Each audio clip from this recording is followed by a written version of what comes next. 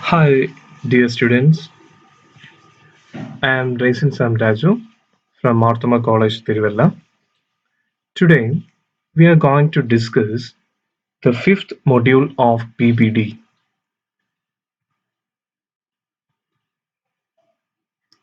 In the last modules, we studied about the demand theory and the production analysis, cost analysis, and today we are going to discuss the pricing in different markets. That is the fifth module.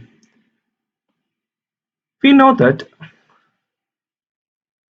the price means it is the value of a particular product expressed in monetary terms. It is very essential as per the various accounting theories and practices principles. A product is to be the value of the product should be monetarily expressed. And there is a famous quotation that the price is a dangerous and explosive marketing force. We studied about the various marketing forces, and the price is one of the marketing force. Here it is said that the price is a dangerous and explosive marketing forces because the fate of a particular business is based on the price. If you are taking a wrong pricing decision, it will lead to the collapse of the business. So it should be very important when we are determining the price. So the task is very much complicated, and it should be handled with utmost care. We had seen two terms, that is the price and the pricing, and these two are entirely different. We already studied about or discussed about what you mean by this price. Price means it is the value of the product that expressed in the monetary terms, and pricing is a process of determining the price. Okay, so that's the meaning of the two words, that the price and the pricing. And in the heading, we can see one more term, that is the pricing price mechanism. We all know about the meaning of the mechanism, and the price mechanism refers to the operations of forces of demand and supply. We already studied about how these two forces, that is the demand and supply, is operating in the market. The price mechanism refers to the operations of demand and supply. Let's see what you mean by this particular demand and supply. We all know about the definitions and meaning of the demand and supply. Let's see once again. Demand means it is the desire backed by the ability and willingness to pay. And we know that the supply means it is a quantity of goods offered for sale at a given price in a market during the particular period. These are important. That is, it is the quantity of goods offered for sale at a given price in a particular market and in a particular period. And here also these are important. That is, it should be the desire, and that desire should be backed by the ability and also the willingness to pay. We already know about because we already studied these terms in the from the plus two level itself, and also studied in the last modules also. So before going to the pricing theory, we want to understand these particular basic terms, especially the demand, supply, and various related terms. And other two terms that related to this to included in the basics is that the supply schedule and the supply curve. We know, or we all know what you mean by the schedule, because we already studied various schedules in the module 2 and 3 and 4 also. Schedule means it is a schedule of quantities of a commodity offered for sale at different prices in particular market during a given period of time. So it is the schedule of quantities of commodities. Okay, and these are offered for sale, and these are offered for sale at different prices in a particular market. So in a particular market, it is different quantities of sales offer for sale at different prices, and these particular things are expressed in a particular table, and that table is known as supply schedule. Here is the examples of a supply schedule. Here the particular price And in the market there should be various supplies. We have three supplies, that is A, B and C. And this is the market supply schedule. Market supply schedule means it is a summation of these three, that is 300 plus 200 plus 75. When we sum up the quantity supplied by supplies of A, B and C, we will get the market supply. Okay. And this is the supply schedule of a particular product. Okay, so this much, that is the schedule of quantities of a commodity offered for sale at different prices in particular market during a given period of time. And the next thing is about the supply curve. We already know that it should be the graphical representation of supply schedule, because we know what you mean by this. We had seen various curves, and here is the uh, pictorial representation. And the supply curve means it is a graphical representation of the supply schedule. And here is the supply curve, and or the supply graph. In the graph, we can see that two axes, x and y. Obviously, every graph has two axes, that is x and y. And in the y-axis represents the price, and the x-axis represents the quantity demanded, and O is the origin point. Okay, so and we had seen, if we analyze the supply schedule and the supply curve, we can see that if the supply curve slopes upward from left to right, this is SS is a supply curve. And if we had seen that it is slopes upward from left to right. Okay, why this supply curve slope from left to right? The answer for that particular question is in this supply schedule.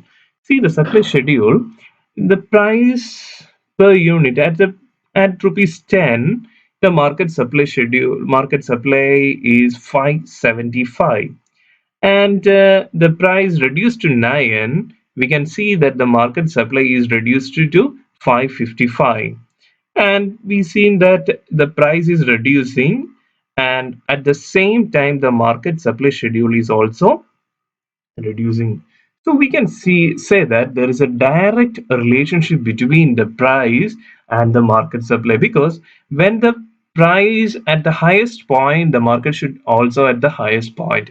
When the price decreases, the market supply also decreases. So there is a direct relationship between the price and the market. So that is the reason why that is the supply curve law from left to right. Here when the price increased from P to P1, we can see that the quantity demanded OQ is increased to OQ1. Okay, so that's about the supply schedule and the supply curve. Okay, and now we are going to discuss about the law of supply. We have studied the law of demand, and now we are going to study about the law of supply. Here, the famous definitions or quotation about the law of supply, that is, other things remains the same as the price of the commodity rises, its supply is extended. As the price falls, its supply is contracted. In the last slide we had seen that in the supply schedule or in the supply curve, we can see that there is a direct relationship between the price and the market supply. So that the same thing is expressed in the law of supply. Other things remains the same means the other factors remains the same, or the other factors remains the constant. The price of the commodity rises, its supply will also rises or extended. As the price falls, its supply will also contract. This is the supply curve or supply graph in we already discussed in the last module. Here from the graph we can understand that higher the price, the larger the quantity. When the price is increased from P to P1, the quantity demand is increased from OQ to OQ1. Okay, and And when the price lower the price, the smaller the quantity is demanded. When the price is OP, the quantity demanded is only OQ. Okay. And the next one is the quantity. We can generalize that the quantity offered for the sale varies in direct proportion to the price. Okay, so there is a direct relationship between the quantity offered and the price. This is about the law of supply. And before entering to our the chapter, we want to understand one more point, that is the equilibrium price or the market price. In the last module, we already seen various equilibrium points and equilibrium cost, equilibrium production units. Okay, and in this module, we want to see about the equilibrium price, because we already know about this, and we know that the price is determined by the basically by the interaction of supply and demand, because we are studying from the plus two itself, that is the price is always determined by the interaction of supply and demand. It's a market rule. And we already studied about the law of demand and the law of supply. Here in the law of demand, we can see that the price and quantity demanded are in the opposite directions, or in the they are not in direct proportion, they are in the indirect proportion. But in the law of supply, we've seen that the quantity supplied and the price are in the direct relationship.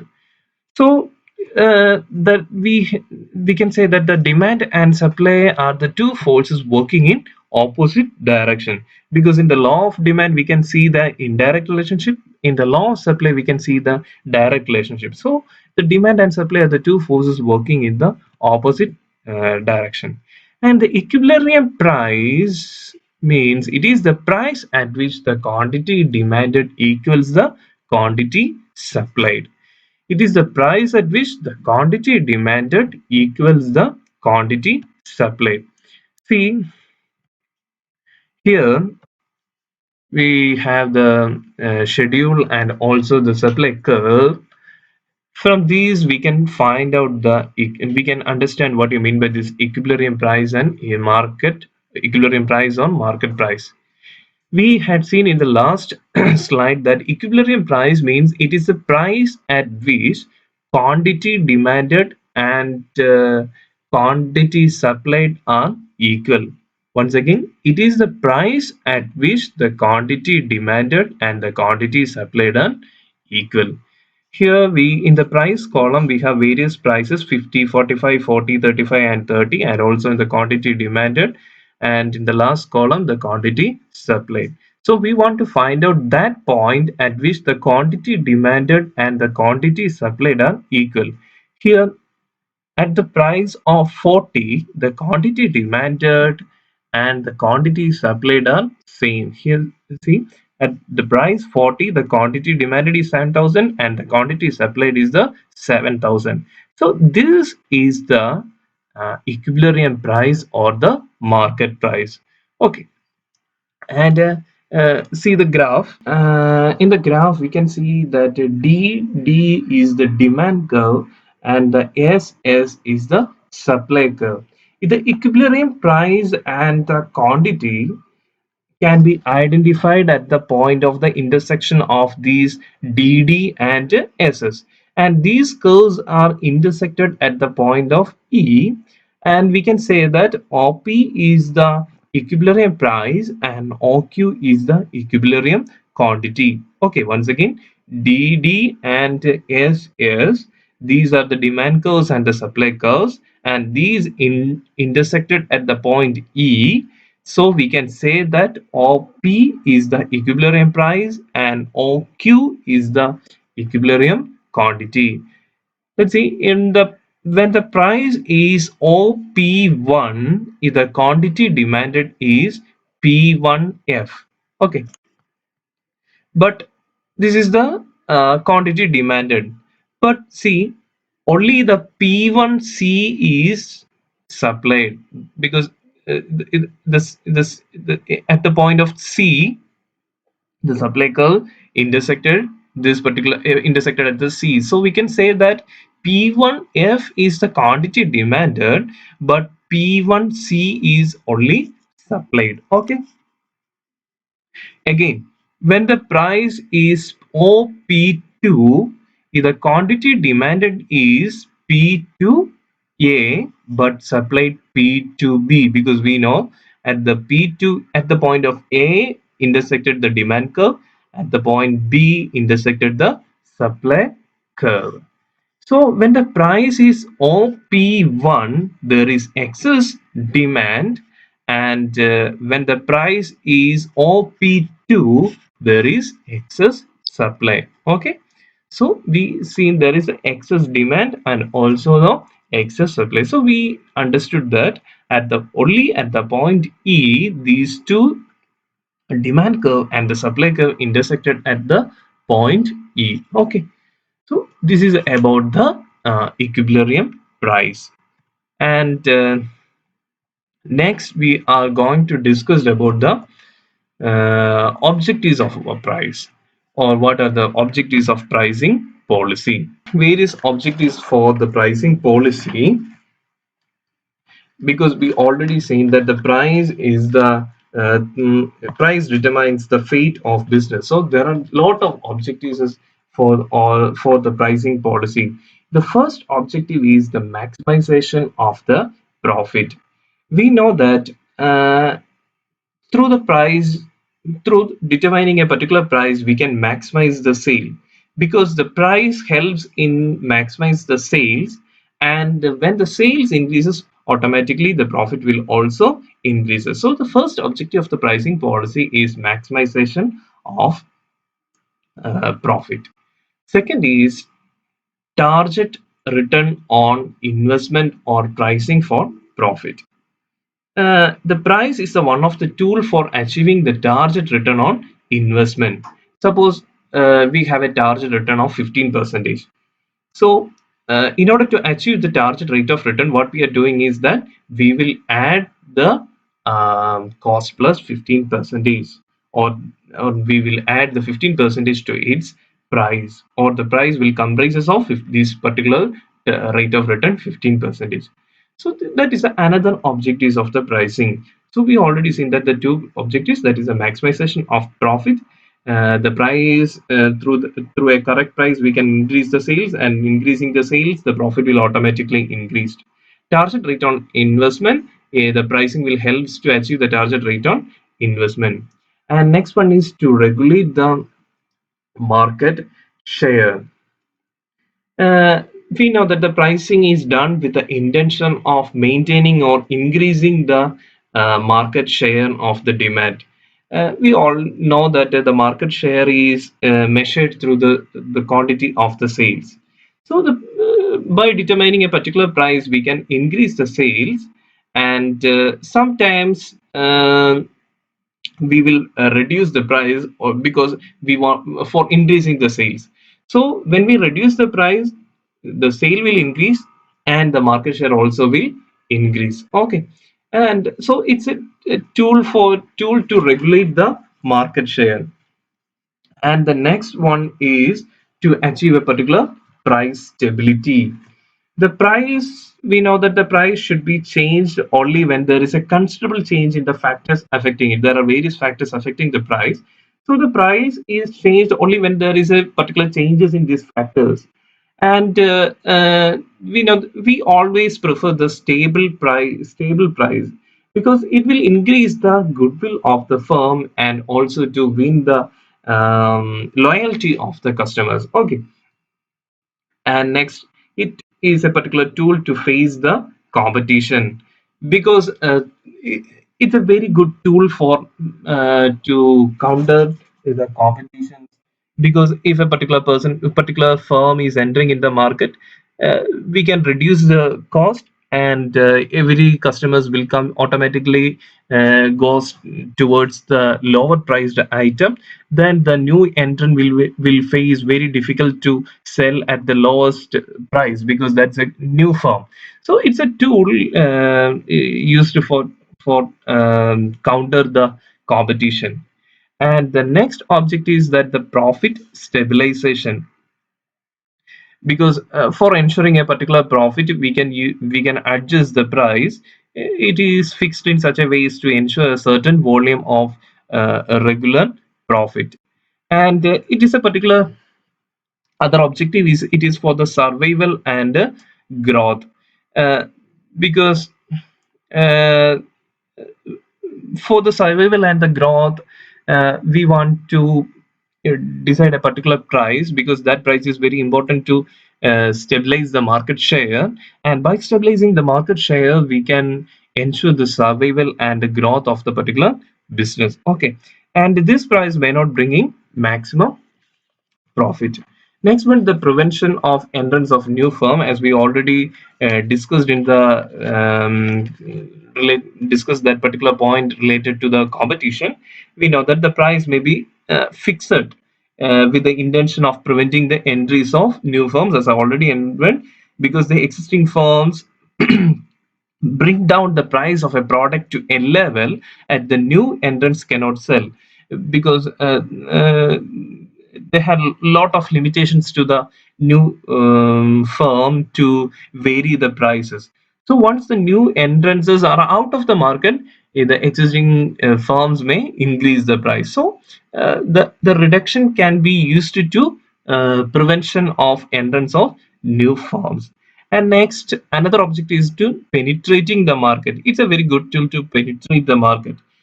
We had seen the examples of Anger toothpaste, Bubble toothpaste. What they done is that at the entry point, they reduced the price or lowered the price. So all the customers gone towards the these particular low cost item, and slowly they when they started capturing the market, they gradually increase the price. The Geo is the best example. Is the they first they entered the market at the lower cost, and day by day after capturing the market, they increase the price. So it's the price. Another objective is penetrating the market. Another is that to avoid the price war. Another objective of the pricing is to avoid the price war, because every firms are selling the same particular items, and the price fixed by the other dominant firms may be accepted by the firms to avoid the war price. Because if they come into an agreement, everyone can attain a particular percentage of the profit. Otherwise, only one win and one lose. And another objective is that they retain the prestige and goodwill. A higher price may be charged for some products that so that others thinks that it is a prestigious one, and they can maintain the goodwill. We can see the examples of the BMW, Benz, Rolex watches, because they are using the pricing as a tool to retain the prestige and the goodwill. So these are the various objectives of the pricing policy. First one is maximization of of profit, and to ensure the return on investment, to regulate the market share, to achieve the price stability, to face competition, profit stabilization, survival and growth, prevention of entrance of new firms, penetrating the market to avoid the price war, and to retain the prestige and the goodwill. So this was about this video is an about the introduction about the module 5, and we now understood about the various aspects of the pricing, and also the interaction of the demand and supply. We studied about the demand, studied about the supply, the law of supply and supply curve. So this is about the general idea about the what we are going to study in the next part. Okay, so please see this video again and again, and you can read the you also read the textbooks that are available to you, and through this you will get an idea about our basic in facts about the pricing. And in the next part, we will see the various forms of the market and how the pricing is done in the various forms of market. Okay, thank you.